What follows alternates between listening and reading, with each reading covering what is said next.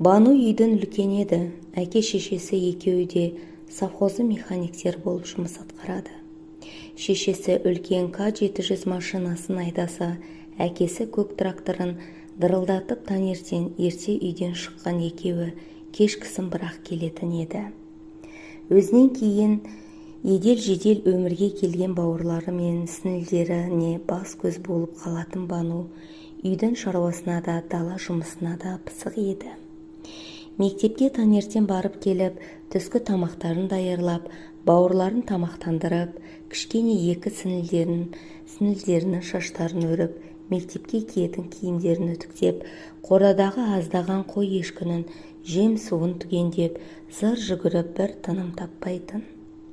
Өзімен қатарлас құрбылары мектептен соң бастары бірігіп, ойнап күліп, жиналып жатқанда бұл үйге асығатын. Содан да болар оқшауланып, өзінің сыныптас қыздармен де қатты араласып кете алмайтынды. Биыл олардың 10-шы сынып бітіріп, үлкен өмірге жолдама алып, мектеп қабырғасынан шығуға даярланып жүрген жылы. Өзімен жаста қыздар бой түзеп, тіпті кейбіреулері жігітпен жүріп, сол туралы бір-бірлерімен сырласып, сезімдері туралы сыр шертісіп жатқанда, бұл ештеңенің байыбына бара алмай, томаға тұйық отыратын. Мектептің соңғы қоңырау салтанатына, артынан болатын кештеріне көйлектерін даярлап, шаштарын түзеп, қасы көздерін бояп, беттерін опалап, сәнденіп жүретін сыныптас қыздарының жанында өзін бір түрлі ыңғайсыз сезінетін Бану көбінесе ұлдармен алысып, жұлысып, еркек шора болып өсіп келеді. Бірақ сабаққа мықты.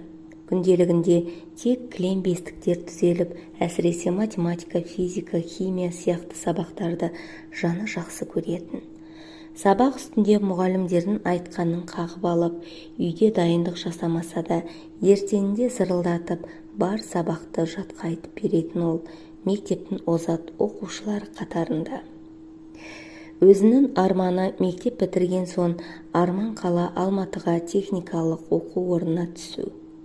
Бірақ әке-шешесі ондай оқу орнына түсу үшін таныс тамыр керегін айтып, өздерінің ауылдары жанынан ашылған колледжге түскенін қалайтындарын айтып қойып жүр. Үлкен қыздарын үйден алысқа жібергілері жоқ. Ал бұның өз есебі өзінде. Өз күшімен алтын белгі иегері атанып, әке-шешесіне өзінің қалаған оқуына түсе алатындығын дәлелдеу. Бірақ қорқынышы да жоқ емес.